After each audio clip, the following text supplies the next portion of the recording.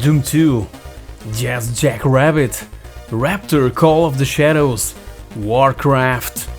This was 1994 for DOS gamers, but bear in mind that even so, I had to leave out of this top 10 a bunch of other incredible games that I'm now gonna showcase and that you must also check out.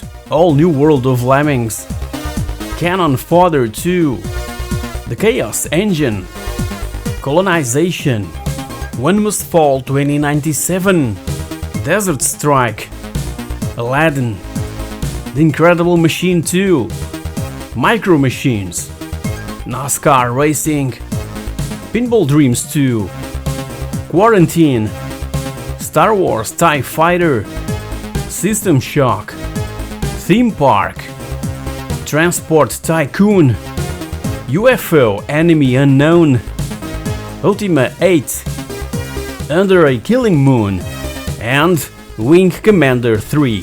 All these were that close to be promoted to 1994's top 10, so consider them as honorable mentions. With that said, let's begin. Little Big Adventure. Little Big Adventure, that was also known as Relentless Twinson's Adventure in the US, is primarily an adventure game with strong action elements. As usually in adventure games, the protagonist must talk to other characters and collect and use objects. However, not all the problems are solved with dialogue and item manipulation. We can activate 4 different behavior modes for Twinson: normal, aggressive, athletic, and discreet. The first is used for peaceful exploration and conversations. Aggressive mode allows us to punch and kick other characters. Athletic mode must be applied when it becomes necessary to run quickly and jump. Discreet effectively puts us in a stealth mode, making it possible to sneak by hostile characters unnoticed. While activation of a particular mode is often required to solve a problem, many situations can be dealt with in different ways. The game's universe is rendered with characters in full 3D, while the environment uses isometric graphic tiles. The CD version, which was curiously released earlier than the floppy disk version, features pre-rendered animated cutscenes, audio, music, and speech, which were all absent from the floppy release. This game was meant to be made originally for the Super Nintendo, with the use of the Super FX chip. Also, in early previews, it was mentioned that Twinson would be able to drive vehicles. The final version of the game lacked this feature, but it was included in the sequel. The programmers also used some tech tricks in the Little Big Adventure, like for instance, the game's soundtrack was made of both Redbook audio and MIDI synthesizer. Also, the video mode is Super VGA for most of the game, but if we zoom, the game uses standard VGA. How about that?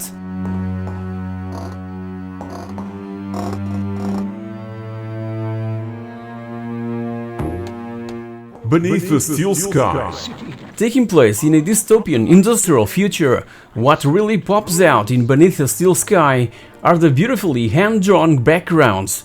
Talking specifically about that, its backdrops represent Union City, in the same painstaking detail as anything from LucasArts or Sierra Online. Revolution's second adventure, initially available for MS-DOS and Amiga, had a huge help from renowned British artist Dave Gibbons, also responsible for the comic book limited series Watchmen. But not only the visual beauty of this title deserves the spotlight. It's an overwhelming story, and its soundtrack is short of amazing, a complete package of pure awesomeness. Beneath the Steel Sky is a brilliant atmospheric adventure built using Revolution's virtual theater engine used in their first adventure, Lure of the Temptress, released back in 1992. This engine in particular offers a game world in which NPCs wander around rather than staying fixed in one location. In this one, we play the role of Robert Foster, along with his pet robot Joey, that also can be used to solve puzzles and upgraded with spare parts. Despite the dystopian setting, the game manages to keep things from getting too serious, mainly with dry humor from Joey, and although it lacks the overall punch of the LucasArts classics, the unfolding plot is interesting enough to keep fans of the genre adventuring on to its conclusion. It was one of the last point-and-click graphic adventures that I've played all through to the end. By then, market was shifting towards the first-person shooter revolution, and everyone was looking forward for Doom 2 that would be released 7 months after Beneath a Steel Sky, and also Star Wars Dark Forces that would arrive in 1995. Yeah, pain. Impairment of vision? I keep seeing flying saucers. Heretic. Heretic goes beyond Doom in certain aspects. The engine has been enhanced with the abilities to look up and down and even fly, and wind currents pushes the player often to unwanted directions. Also new is an inventory system. Many different power-ups can be collected and then be used at the correct time. These include health flasks, invisibility and invincibility upgrades, time bombs and torches to light dark rooms. The Morph Ovum transforms enemies into chickens for easier dispatching. The Wings of Wrath allows one to fly, and the Tome of Power gives all weapons a substantial upgrade. Projectiles become more powerful or split up upon impact. The Phoenix Rod becomes a flamethrower, and the gauntlets remove life force from an enemy and transfers it to the player. Heretic is the first game in the Heretic Exon franchise.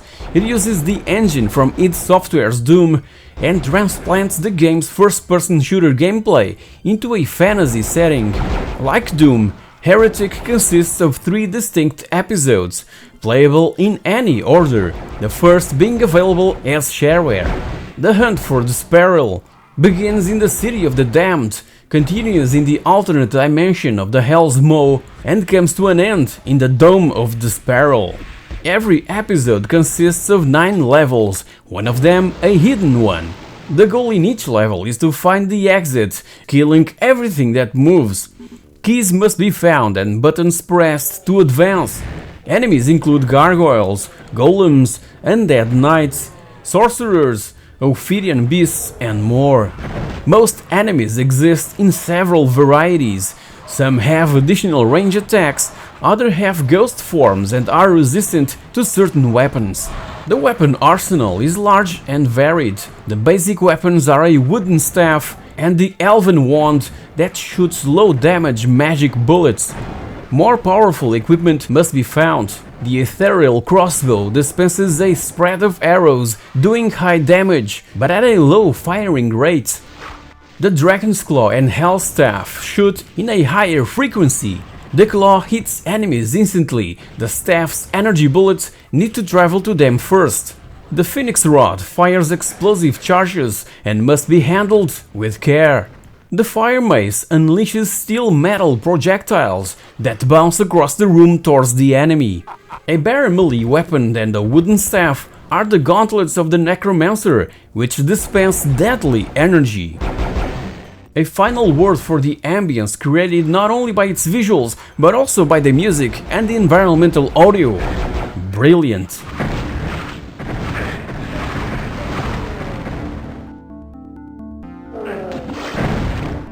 Raptor Call of the Shadows. Raptor Call of the Shadows was originally developed for MS-DOS by Cygnus Studios and published by the mighty Apogee Software back in April of 1994. It was in fact placed in store shelves on April 1st of 1994, when Apogee announced to the public that Raptor would be available on that day. Everyone thought that it was an April Fool's joke, but it wasn't, and the game was supposed to be called Mercenary 2029 and not Raptor Call of the Shadows. My first experience with it was provided by a shareware version available for DOS, which included the first episode, Bravo Sector, and its music, composed by Matt Murphy, still pounds in my mind since then.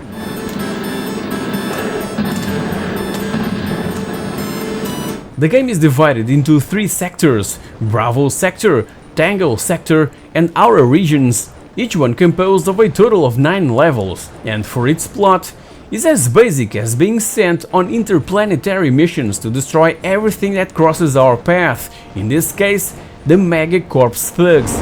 Credits and bonuses are earned by destroying stuff, and the more difficult the enemies are, the more credits and bonuses we'll get. The player has only one life, but there's an energy meter that makes Raptor stand out from most shoot-em-ups available until then. Also, a save option is available between levels that is really welcomed in this type of games. Our ship can withstand quite a huge amount of damage, always having the chance to upgrade it with shields and more powerful weapons that can be bought or collected using the credit and purchase system implemented. When facing the various types of enemies, we can dynamically switch between the weapons installed to face with the situation in hand.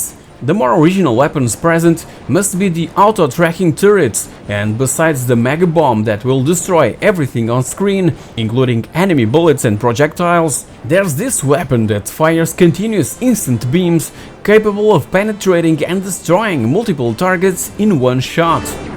Also, we can purchase a certain item called the Ion Scanner that, when confronting a level boss, can measure its own energy and damage meter.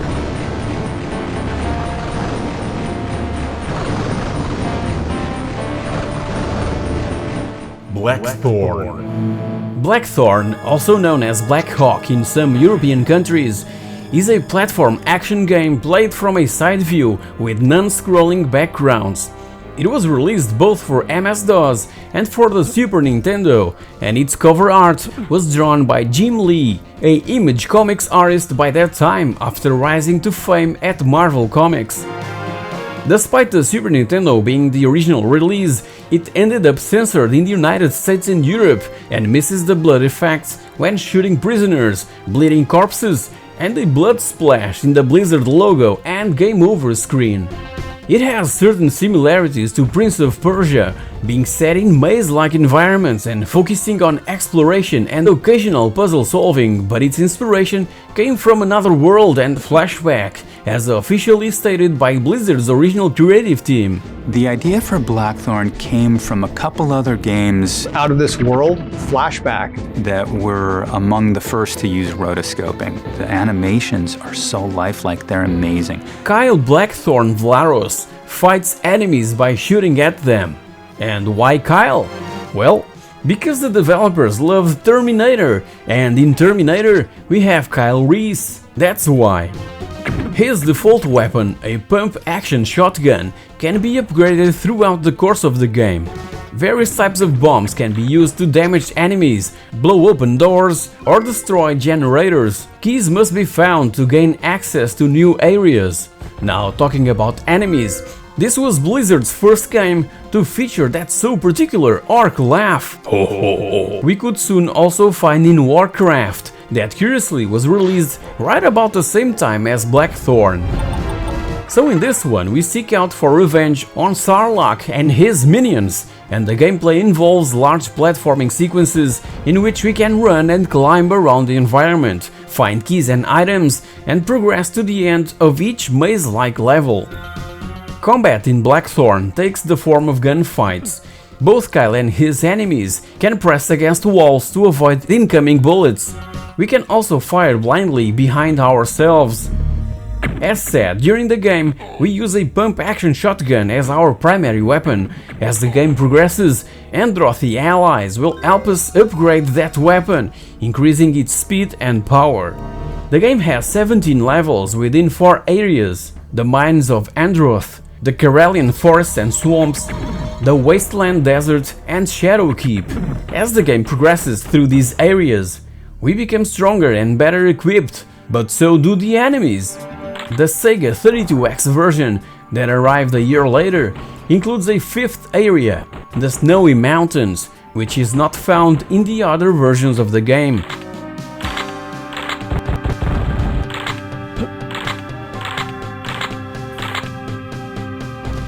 Warcraft, Orcs and Humans. And staying in the Blizzard realm, Warcraft Orcs and Humans can be as addictive today as it was back when it came out in November of '94. And after I shot these images, I kept on playing it for hours. This isn't a build-based, build army and destroy enemy type of RTS. There are also missions where we need to rescue friendly forces and besieged villages, being such a major breakthrough within the genre. and it was highly enjoyable to play with a friend in multiplayer mode by modem or over LAN. It was even the first RTS in history to support multiplayer capability and to have multiple resource types to harvest. After Dune 2 and before Command & Conquer, Blizzard's RTS was one of the very first on the market, and it marked the launch of what would become an increasingly accomplished series. Warcraft's setting is a fantasy realm, the once peaceful land of Azeroth. Two factions are scrapping it out for supremacy, so choose from the resourceful humans or the ruthless orcs and get ready for 24 levels of entertaining warfare, shrouded by the now well-known fog of war. It may look a little primitive by today's standards, but the gameplay is there, and the series went from strength to strength with its sequel, Tides of Darkness, that would come just a year later. The series' overwhelming success would later evolve to World of Warcraft, a MMORPG that would allow players to control their character and interact with each other around Azeroth in a high fantasy setting, something that has been consuming days and even years of online gameplay to many gamers out there since 2004. Yes, yes, your will, yes, my lord, yes, my lord, yes, my lord, yes, my lord, my liege, yes. Rise of the Triad. Starting life as Wolfenstein 3D Part 2, it eventually became a standalone project because id Software decided not to let another company handle their IP and cancelled the contract between both parties. Rise of the Triad shares one of Wolfenstein's original programmers, the one that left id Software during the creation of Doom, Tom Hall, as was told in my previous video in this series of best DOS games per year. So Apogee, that was also involved, initially released the shareware version that was subtitled The Hunt Begins. The full release of the game had a subtitle change to Dark War. Back to The Hunt Begins, it's a separate episode that serves as a prequel to the retail game. As Terodino Cassatt, a member of the high-risk United Nations Task Force, HUNT for short, we must infiltrate the stronghold that Aloscuro's followers have established on a small island in the Gulf of Santa Catalina and shut down their operations. As the shareware episode was meant to showcase the various features of the full game, some of the enemies and obstacles encountered in The Hunt Begins actually only make their first appearance in episodes 2 and 3 of Dark War. That way, the shareware version allows to sample a substantial portion of the game's arsenal, enemy roster, items, traps, and other obstacles. Enemies are mostly humans equipped with various weapons. Their attacks can be quite varied. Some of them can steal our weapons, others shoot nets that traps us. Apart from enemies, we'll be endangered by fireball launchers, rolling boulders, and crushing walls. There's a lot of power-ups we can pick up. They all have various wacky effects. For example, God Mode makes us immortal and allows to toss homing, insta-death missiles. Dog Mode turns us into a dog, which can fit into small spaces and even invisible to weapons. Shrooms Mode makes everything shine with bright colors because, well, mushrooms. Elasto Mode makes us very prone to bouncing off walls when we run into them, etc. The game also offers a lot of multiplayer game modes, like Standard Deathmatch, and another called Capture the Triad and so on. The graphics certainly aren't as impressive as Doom's, but it's still a fun game and even features a few neat touches that gamers hadn't seen before, like the ability to fire 2 pistols at once and also bullet holes pockmarking walls. I guess that John Woo played this game back in the day.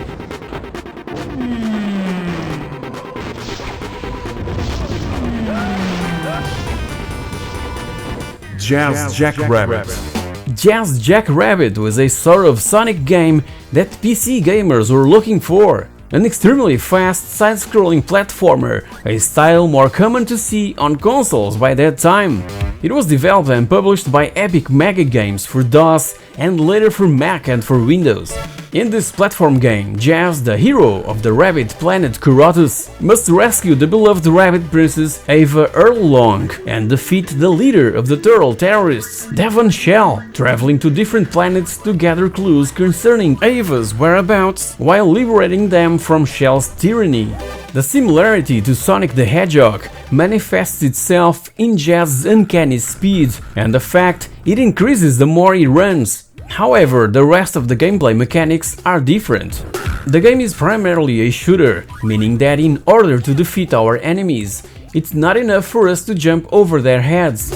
We start with a blaster, but during the course of the game acquire other weapons, such as a grenade launcher, a flamethrower, TNT, etc. We can also pick up various power-ups, including a force shield, a hoverboard that allows us to float in the air, a bird that will fight on our side, and others.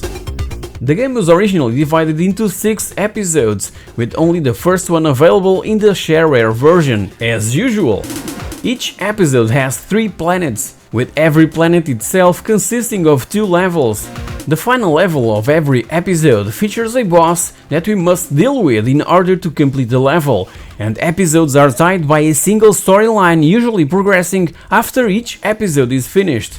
As said, Jazz was inspired by games like Sonic but also Zool, and its fast-paced gameplay, beautiful graphics and amazing soundtrack was what really grabbed every single one of us that didn't own a gaming console by that time. And this was the game that we would show to our friends that had, for instance, a Genesis or Mega Drive or even a Super Nintendo. They were impressed, I can tell you that, and started to look differently at computers, cause these beasts could also be a lot of fun.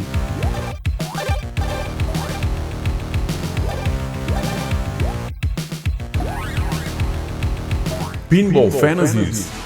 As a huge fan of music in general, I always loved pinball video games, cause this genre is packed with awesome soundtracks.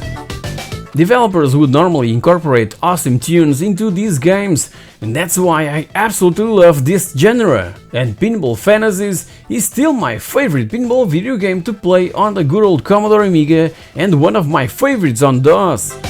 The Amiga original version was released still in late 1992, only 8 months after Pinball Dreams, Digital Illusion's first pinball title and first commercial game. And just like its older brother, Pinball Fantasies offers another 4 amazing pinball tables for us to enjoy, that can be played by up to 8 players in a hot seat multiplayer type of thing. And once again, ball physics are spot on, accompanied by truly amazing graphics with gorgeous pixel art, and the music, composed by Olaf Gustafsson, is just brilliant.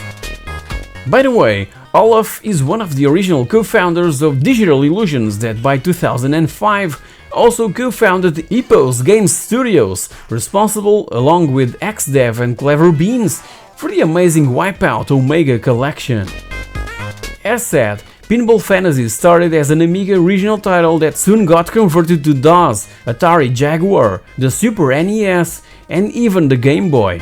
Its 4 themed tables are Party Land, probably the one that most people will recognize, cause it was the one featured in the shareware version, Speed Devils, Billion Dollar Game Show and Stones and Bones. The tables are larger than the ones present on Digital Illusion's previous Pinball Madness, approximately 3 screens high as opposed to 2. The tilt option is obviously present by pressing the spacebar, but you know that you can't go wild with it, don't you? It's just like in the real thing, so go gentle with it. Many would say that a pinball video game is something quite easy for a developer to accomplish, but if we think hard enough, we'll realize that all the physical components programmed in to make it realistic, like gravity and momentum, are what really makes the difference and shows how complex it can really be to create such a game based on such an apparent and simple thing like pinball. Pinball Fantasies nails it in every aspect.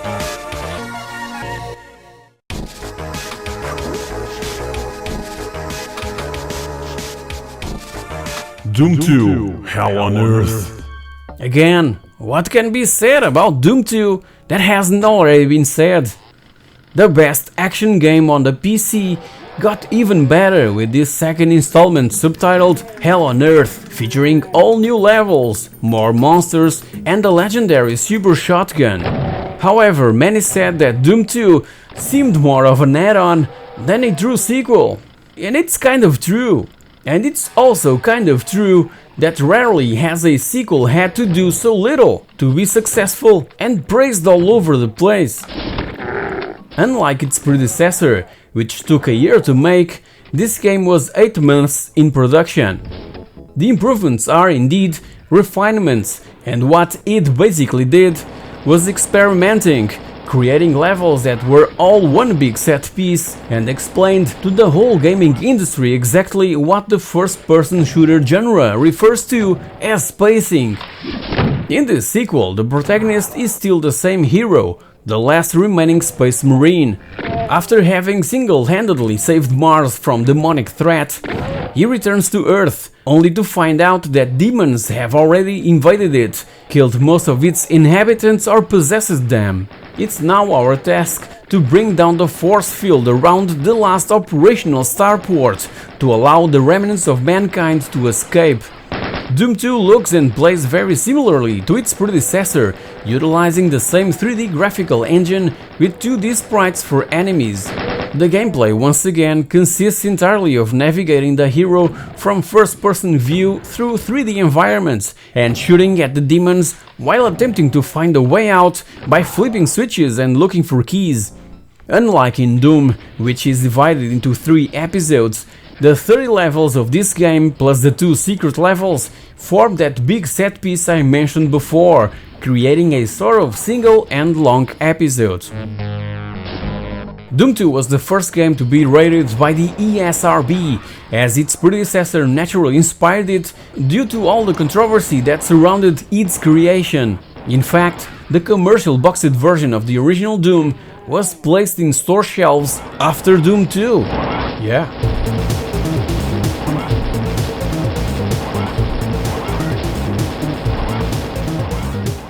So guys, here you have it, the 10 games plus 20 honorable mentions released back in 1994 that I spent the most time with. Tell me down in the comments section which games have you played, and feel free to share your personal favorites from that particular year. I would love to know, cause I'm positive that I'll discover a ton more just by reading your feedback. In the meantime, if you've enjoyed this episode, you know the drill. Thank you very much for watching, and I'll catch you all in my next video. Cheers!